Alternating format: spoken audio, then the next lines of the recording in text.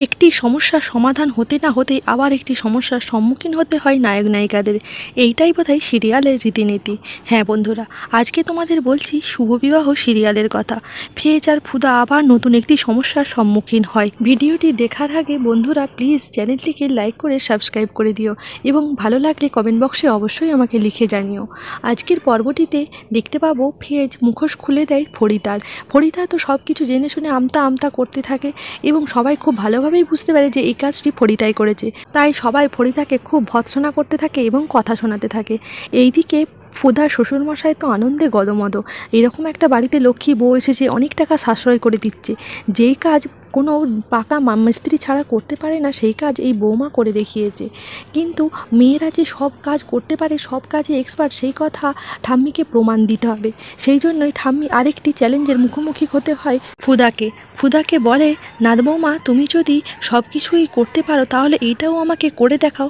আমার দাদু ভাইয়ের উপর যারা হামলা করেছিল তাদেরকে এখনও পুলিশ ধরতে পারছে না কেন? আর তোমরাই বা কোনো কিছু স্টেপ নিচ্ছ না কেন? তুমি কি জানো কেন হামলা করেছিল আর কারা হামলা করেছিল? আর তুমি কি পারবে তাদেরকে ধরিয়ে দিতে? এই কথা যখন ফুদাকে বলে, ফেজ কিছু বলার আগেই ফুদা বলে দেয় যে হ্যাঁ সে পারবে ধরে দিতে। 24 ঘন্টা তাকে সময় দেয় ঠাম্মি এদিকে ধরে দেওয়ার জন্য। এইদিকে ঠাম্মি আবার বাড়িতে পুলিশও ডেকে বসে।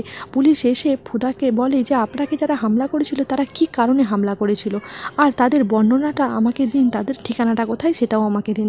ফুদা বলে বেশ কিছুদিন ধরে তারা আর ওই পাড়াতে দেখা যাচ্ছে না, ওরা গা ঢাকা দিয়েছে, কিন্তু ওদেরকে বর্ণনা আমি আপনাদেরকে দিতে পারি। আর ওদের ডাক নাম ফাতলা আর ফোনটা, এবং ওদেরকে ওই পাড়াতে ভালো নামে কেউ চেনে না, ওই দুটো নামেই সবাই চেনে। পুলিশ বলে যে এত হামলা করেছিল আপনার ওপর, কি আপনাদের বাড়িতে পুরনো শত্রুতা ছিল? এই প্রশ্নের উত্তর ফুদা দিতে পারে না। ঠাম্মি বলে এই তদন্ত আপনাদের করে দেখা উচিত। এতদিন হয়ে গেল একটা দুটো ছোট অপরাধীদেরকে ধরতে পারলেন না, আপনারা কি কাজ করছেন? ঠাম্মির কাছে বলে আমরা যথাসম্ভব চেষ্টা করব, তবে 24 ঘন্টার মধ্যে অ্যাকশন নেওয়া আমাদের পক্ষে সম্ভব নয়। এই তো আমরা সব স্টেটমেন্ট নিলাম, আমরা নিশ্চয়ই চেষ্টা করে দেখব। ব্যাস এই কথা বলে পুলিশ সেখান থেকে চলে যায়। এইদিকে ফুদা বলে তাকে ঘর থেকে না বেরোলে তাকে ধরা সম্ভব নয়, তাই কোনো মতে ঘর থেকে বেরোতে হবে। এই বলে তখন তার দিদি মন্দিরে পুজো দিতে যায়, তখন দিদির সাথে বেরিয়ে পড়ে সবার অনুমতি নিয়েই। এইদিকে রাস্তায় বেরিয়ে দিদি আর ফুদাকে খুঁজে পায় না।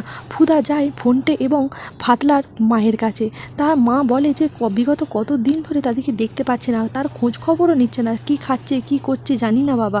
মায়ের কাছ থেকে সমস্ত স্টেটমেন্ট যখন নিতে থাকে তখনই দেখতে পায় ফিসু কাকা বলে পাড়ার একজন লোক সেখানে উকি মেরে দেখছে। তাই ফিসু কাকার পিছনে পিছনে নিতে নিতে ফুদা চলে যায় এবং ফুদা জানতে পারে ফিসু কাকার কাছ থেকে খুব গোপন একটি তথ্য। তার যে জেঠুর মেয়ে সে এই দিন কত ওই ফোনটার সাথে দেখা করছে এবং তাদের পাড়াতেই দেখা গেছে। এই কথা জানার পরে ফুদা অবাক হয়ে যায় এবং ফুদা বাকি তদন্ত চালাতে থাকে।